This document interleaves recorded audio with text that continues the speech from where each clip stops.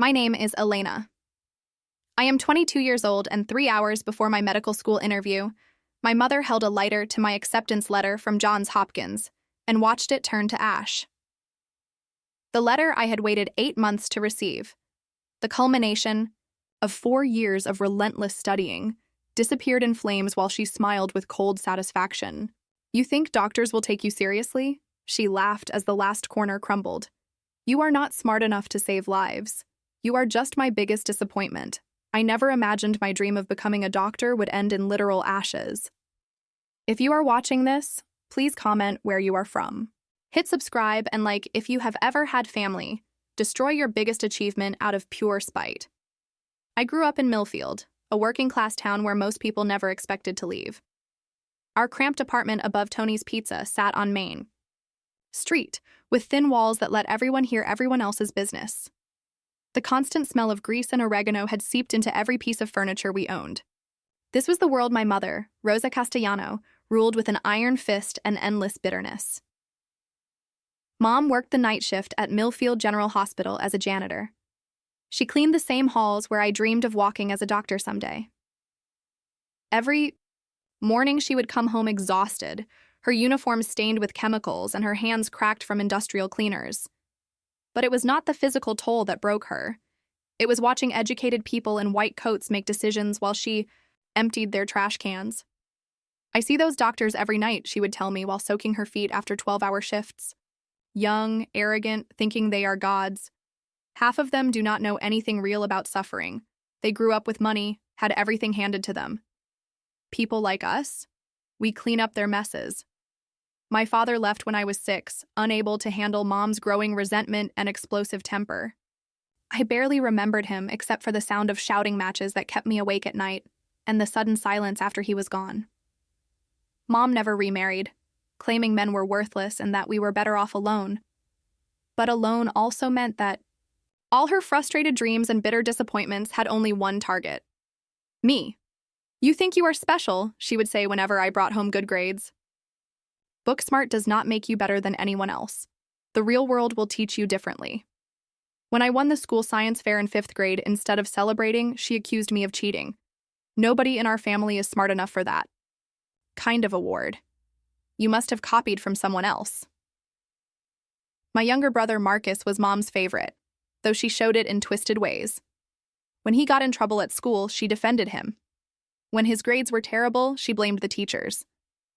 When he started hanging around with kids everyone knew were headed for trouble, she said boys needed to find their own way. Marcus absorbed these lessons, learning early that low expectations meant freedom from pressure. Meanwhile, every A I earned was treated with suspicion. Every teacher's praise was dismissed as favoritism or pity. When I asked for help with school, supplies, or field trip money, Mom would launch into lectures about ingratitude and unrealistic expectations. "We are not charity cases, Elena. Stop acting like you deserve special treatment." My 8th grade science teacher, Mr. Rodriguez, was the first person to really see my potential. After I scored perfect on every test for 3 months straight, he kept me after class one day. "Elena, have you ever thought about becoming a doctor? Your understanding of biology and chemistry is remarkable for someone your age." The suggestion planted a seed that would grow despite every attempt my mother made to kill it. A doctor. Someone who saved lives, who used science to heal people, who commanded respect and made a real difference in the world. It seemed impossibly far from our small apartment and my mother's bitterness, but something about it felt right.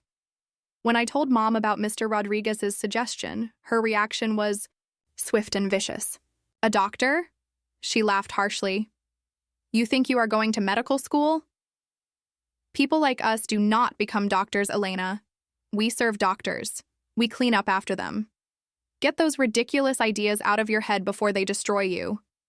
But the seed was already growing. I started spending every free moment in the school library, reading about medicine, human anatomy, diseases, and treatments. I checked out college prep books and studied them like sacred texts. When the librarian, Mrs. Kim, noticed my intense focus on medical texts, she began setting aside new books for me and helping me find online resources. High school intensified everything. I took every science and math class available, often being the only student in advanced courses. My grades were perfect, but Mom's response was always the same: suspicion, dismissal, and increasingly cruel attempts to bring me down to what she considered my proper level. "You spend all your time studying," she would complain. "No friends, no social life, just books. That is not normal, Elena. Nobody likes a know-it-all, especially not the kind of men you would want to marry. Your studying is making you weird and antisocial." When my guidance counselor called to discuss my potential for pre-med programs, Mom hung up on her. When information about college scholarships arrived in the mail, Mom threw them away before I could see them. When I asked about taking the SATs, she said we could not afford the registration fee, though I knew she had spent twice that amount on cigarettes the week before. Everything changed my junior year when I started volunteering at Millfield General Hospital. The irony was not lost on me, working in the same building where my mother cleaned floors every night. But during the day, I saw the hospital as she never could, as a place of healing, hope, and scientific miracles.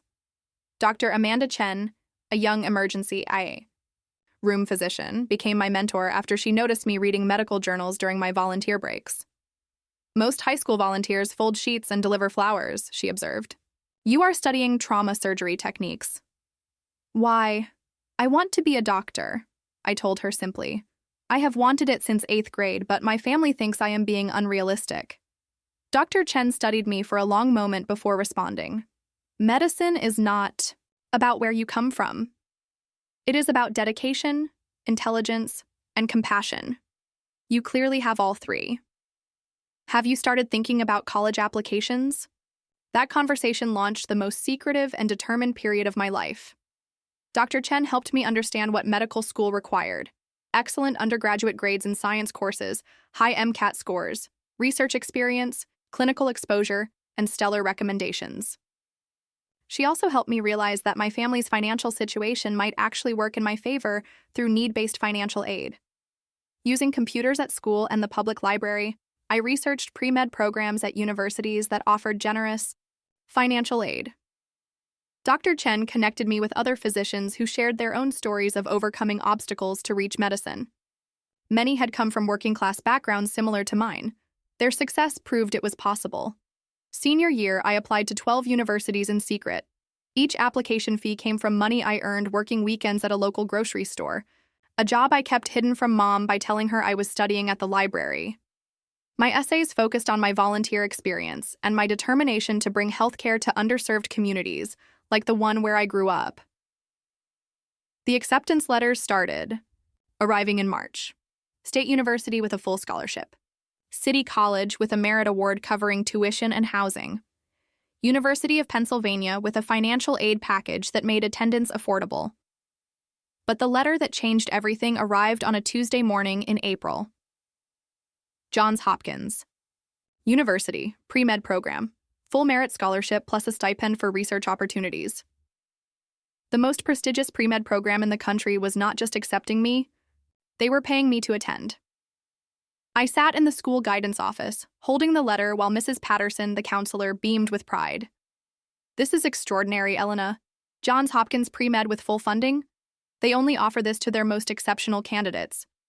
You are going to be a doctor, and you are going to be an excellent one." For 2 weeks, I carried that secret like a flame I was protecting from the wind. I knew I had to tell Mom eventually, but I also knew her reaction would be explosive. I practiced the conversation dozens of times, trying to find words that might make her see this achievement as validation rather than threat. The conversation happened on a Saturday morning when Mom was drinking coffee and complaining about her supervisor at the hospital. I chose the moment carefully, when she seemed relatively calm. "Mom, I need to tell you something important. I have been accepted to Johns Hopkins University for pre-med, full scholarship. I am going to become a doctor." The coffee mug froze halfway to her lips. She set it down slowly, her expression shifting from confusion to disbelief to something darker. "Johns Hopkins?" she repeated quietly. "You applied to colleges without telling me?" "I was afraid you would not be supportive," I admitted. "But this is a full scholarship to one of the best medical schools in the country. This is my chance to make something of myself, to help people, to make our family proud." The explosion came, without warning. Proud? She screamed, jumping to her feet. You think I should be proud that my daughter is living in Fantasyland? You think you can just decide to be a doctor like it is ordering pizza? But Johns Hopkins chose me, I protested. They are paying me to attend. This is not fantasy. This is real recognition of my abilities. Your abilities? She laughed with genuine cruelty. Elena, you are a janitor's daughter from Millfield. You clean bedpans and think that makes you qualified to perform surgery. You have no idea what the real world is like outside this small town. The argument escalated quickly, with Mom listing every reason why medical school was impossible for someone like me. I did not have the right background, the right connections, the right social class. Doctors came from doctor families. They had money and influence. They belonged to country clubs and spoke different languages and went to private schools. Even if you somehow managed to get through college, she said with cold certainty, you would never survive medical school. The pressure would break you, the competition would destroy you. You would come crawling home, defeated and in debt, finally understanding that I was right all along. That night, I called Dr. Chen from the hospital payphone during my volunteer shift. I told her about Mom's reaction, about the doubts that were starting to creep into my mind despite the acceptance letter tucked safely in my school locker. Maybe Mom was right. Maybe I was being unrealistic.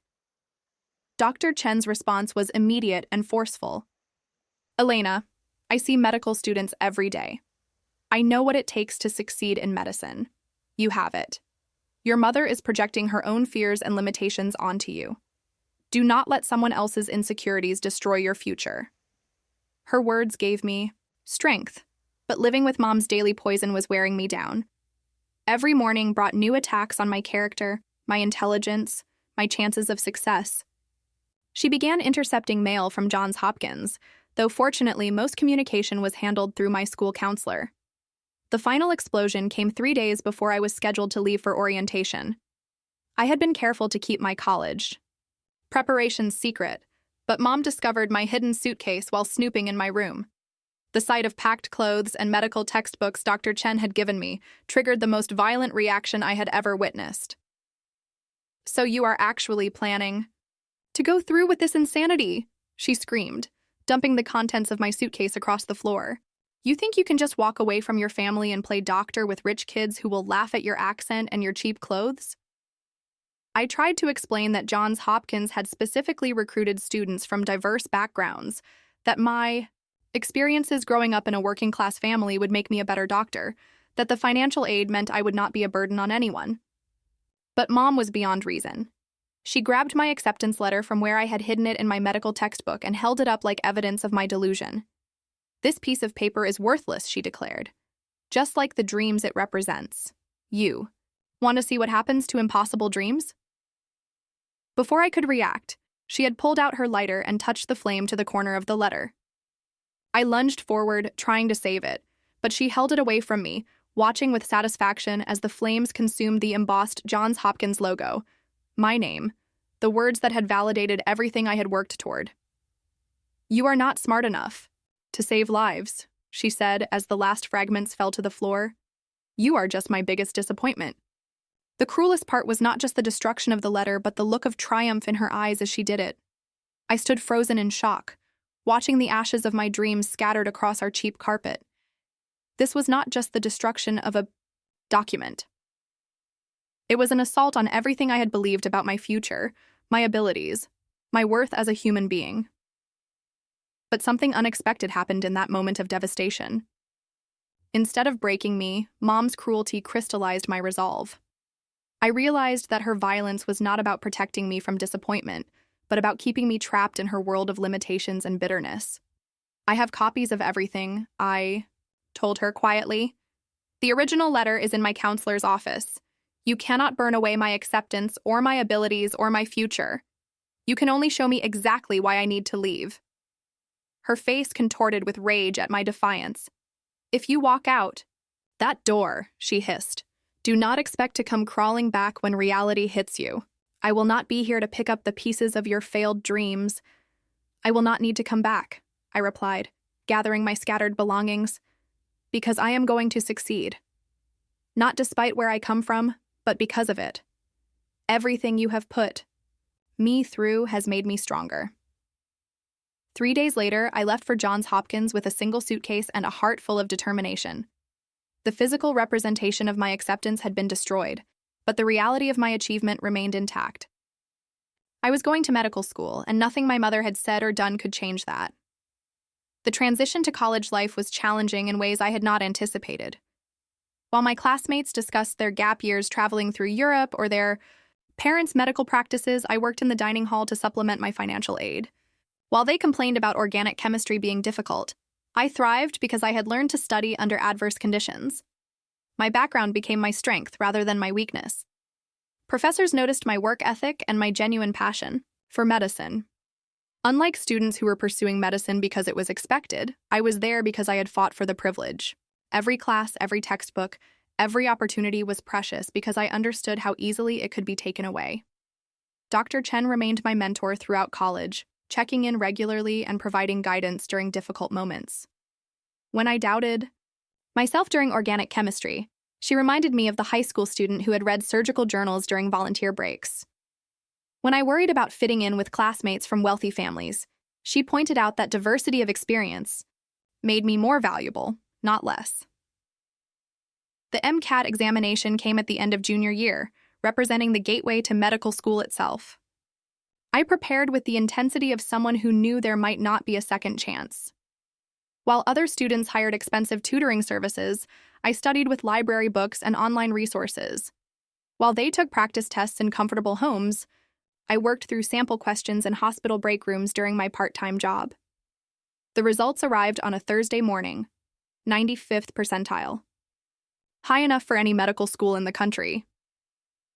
I called Dr. Chen from the campus payphone, barely able to speak through my tears of relief and joy. "You did it," she said simply. Now for the real work. Medical school applications were even more complex than undergraduate ones, requiring not just excellent grades and test scores, but research experience, clinical exposure, and recommendations from physicians who could speak to my character and potential. Dr. Chen helped me understand that my unusual background could be an asset if I presented it correctly. Your personal statement should not apologize for where you come from, she advised. It should explain how your experiences have prepared you uniquely for medicine. Doctors need to understand suffering to treat it effectively. You have insights that students from privileged backgrounds simply cannot possess. I applied to 15 medical schools, focusing on programs known for valuing diversity and service to underserved communities. My personal statement described growing up in a family that cleaned hospitals while dreaming of healing within them. I wrote about understanding healthcare from the perspective of both providers and the working families they serve. The interview. Invitations started arriving in October. Harvard, Stanford, Johns Hopkins, Penn, Columbia. Schools that a janitor's daughter from Millfield was not supposed to consider attainable. Each invitation felt like vindication of every hour I had spent studying instead of socializing, every sacrifice I had made to pursue this impossible dream. The day of my Johns Hopkins Medical School interview, I stood in the same hospital where I had first met Dr. Chen, but now I was not a high school volunteer in scrubs that were too big. I was a college graduate in a carefully chosen suit, preparing to interview for one of the most competitive medical programs in the world. The interview went perfectly. The admissions committee asked about my research on health disparities in rural communities, my volunteer work in free clinics, and my long-term goals for practicing medicine. When they asked about obstacles I had overcome, I spoke honestly about family members who had not supported my educational goals, while emphasizing how those challenges had strengthened my resolve. 3 months later, the acceptance letter arrived. Not just acceptance, but admission with a full scholarship and a research stipend. Johns Hopkins School of Medicine wanted me not despite my background, but because of what it had taught me about resilience, determination, and the communities that needed good doctors most. I called Mom from my apartment that evening. We had spoken perhaps a dozen times during college, brief conversations where she asked when I was coming home, and I explained that I had found my home in medicine. This time would be different. "Mom," I said when she answered, "I have news. I have been accepted to Johns Hopkins School of Medicine with full funding. I am going to be a doctor." The silence stretched longer than I expected before she spoke. "So, you are still chasing that fantasy," she said, but her voice lacked the venom it had carried 4 years earlier. "How do you expect to pay for all that school?" "It is completely funded," I explained. "They are paying me to attend because of my academic record and research potential. In 4 years, I will graduate as Dr. Elena Castellano." Another pause. When she spoke again, something had changed in her tone. "I suppose if they are willing to pay for it, it must be legitimate," she conceded grudgingly. It was not an apology or an admission of error, but it was the closest to acceptance I had ever received.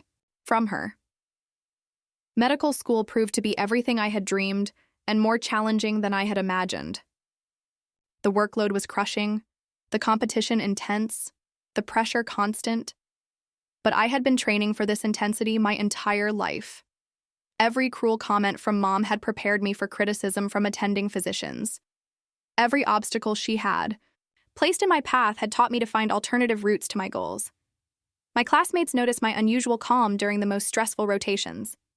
While they panicked about difficult cases or harsh feedback from residents, I remained focused and determined. One fellow student asked how I stayed so composed under pressure. "I grew up under pressure," I told him. "This is actually less stressful than my normal life used to be." Here, when people challenge me, it is to make me better. I am not used to that kind of supportive criticism.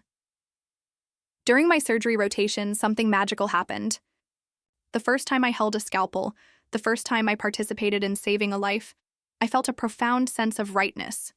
This was what I was meant to do. All the studying, all the sacrifice, all the fights with Mom had led to this moment where I could use my hands and my mind to heal human suffering. My surgery attending, Dr. Williams, pulled me aside after a particularly complex procedure. "Castellano, you have natural surgical instincts and unusual composure under pressure. Have you considered specializing in trauma surgery? We need surgeons who can stay calm when everything is falling apart." The suggestion thrilled me. Trauma surgery was the most demanding, most prestigious surgical specialty. It was also the field where my background would be most valuable, where my understanding of suffering could best serve patients who arrived at the hospital in crisis. Residency match day came during my final year of medical school. The moment when medical students learn where they will spend the next several years training in their chosen specialties. I had applied to trauma surgery programs at major hospitals, knowing the competition was brutal but believing my record and recommendations would speak for themselves.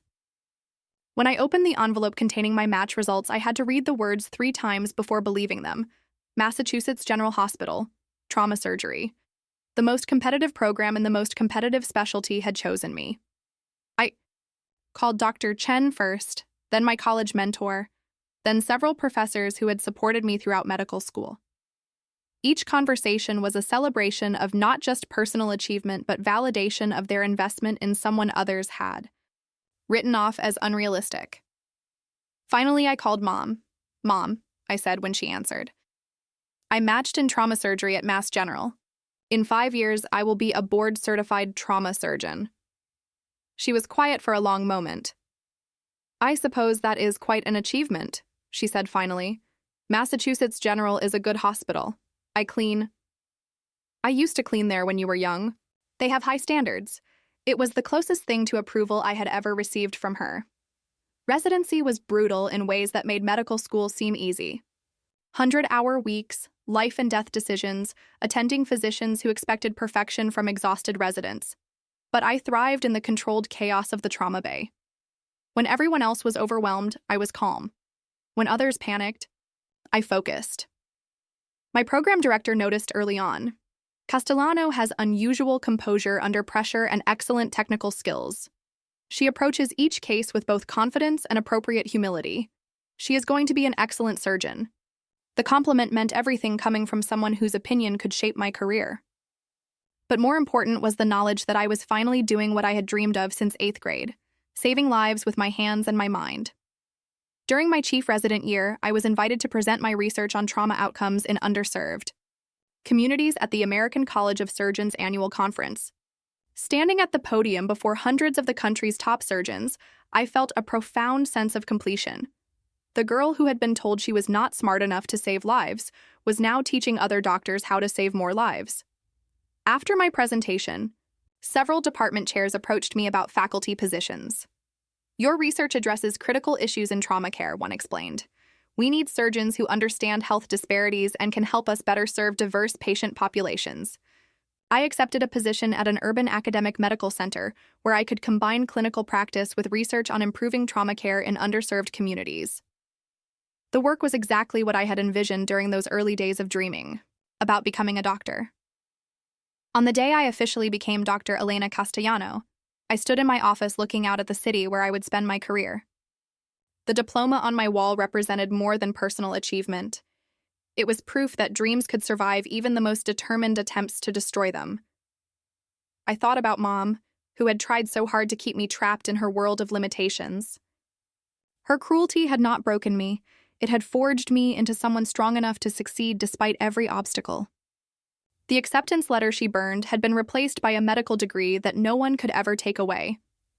My first day of independent practice as an attending surgeon, I walked through the same hallways where Mom had once cleaned floors. But now I walked as Dr. Castellano, the trauma surgeon. Patients would be brought to me in their worst moments, and I would use everything I had learned about perseverance and determination to give them second chances at life. That evening, I called Mom one final time. "Mom," I said when she answered. "Today was my first day as an attending trauma surgeon. I saved 3 lives. I am officially the doctor you said I could never become." She was quiet for a long time before responding.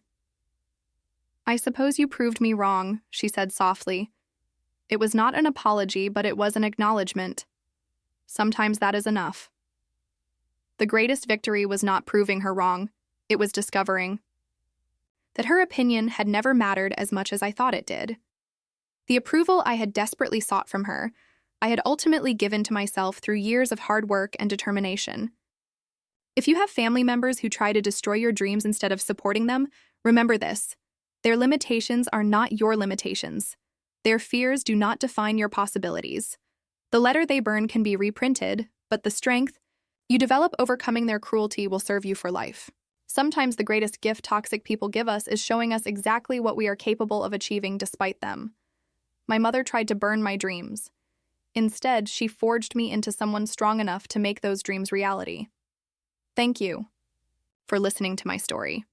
If it resonated with you, please like, subscribe, and share it with someone who needs to hear that their dreams are stronger than other people's attempts to destroy them. What dreams are you fighting to protect? Let me know in the comments below.